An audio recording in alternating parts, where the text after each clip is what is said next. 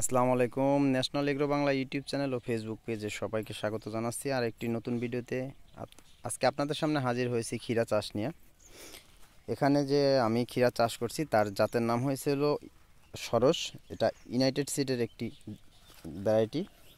এটা খুবই সুন্দর একটি জাত, আপনারা চাইলে করতে পারেন। এখানে আমরা যে বীজ রোপণ করছি তা থেকে আজকে প্রায় 33 দিন বয়স। তো দেখেন অলরেডি হারভেস্টের উপযুক্ত হয়ে গেছে। এই যে যদি দেখাই একটা ক্ষীরা, এই আর তারপরে দেখেন এই যে গিটে গিটে ফলন, খুব সুন্দর একটা জাত। আপনারা চাইলে এটা করতে পারেন, ইউনাইটেড সিডের সরস।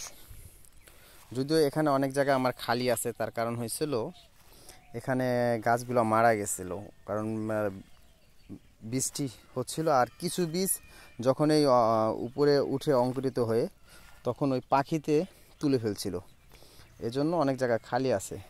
যদিও আমি এখানে যে আগাম ক্ষীরাটা করছি এটা অল্প কিছু জমি, মাত্র 6 শতক জায়গা, 6 শতাংশ জায়গায় আমি এই চাষটা করছি। আমি আরও কিছু গাছ আপনাদের দেখাবো যে এটার গাছের ফলন কেমন বা ধরন কেমন।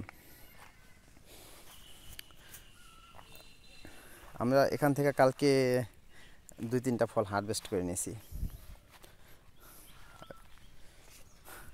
প্রথম হারভেস্ট। গতকালকে 3টা ফল আমরা করছি, কিন্তু হয়তো আগামীকালকে আমি করব, অল্প কিছু ফল পাবো।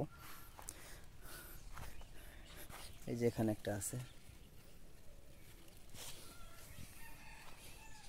এটা হারভেস্টের উপযুক্ত আর কি। আর এভাবে যদি দেখাই যে এটা ধরন কেমন হয়, আমরা এখানটা দেখব। এই গাছটা,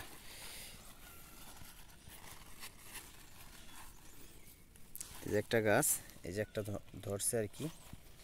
আর এই যে একটা ব্রাঞ্চ, এই যে একটা ব্রাঞ্চে 2টা করে, এই যে একটা আর এই একটা 2টা, প্রত্যেকটা ব্রাঞ্চে আর প্রত্যেকটা গিটে গিটে ফলন। এই যে দেখেন একটা, এই যে আমার হাতের কাছে একটা, ওই ছোট আর একটা বের হচ্ছে।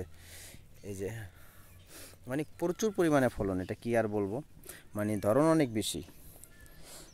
তো নিঃসন্দেহে একটি ভালো জাত বলা যায় এই সরস। তবে এখানে যে কিছু গাছের সমস্যা হয়েছে, তার হচ্ছিল পাতা কুকরি দিছে বা নষ্ট হয়ে যাচ্ছে। এর কারণ হচ্ছিল অতিরিক্ত তাপমাত্রা।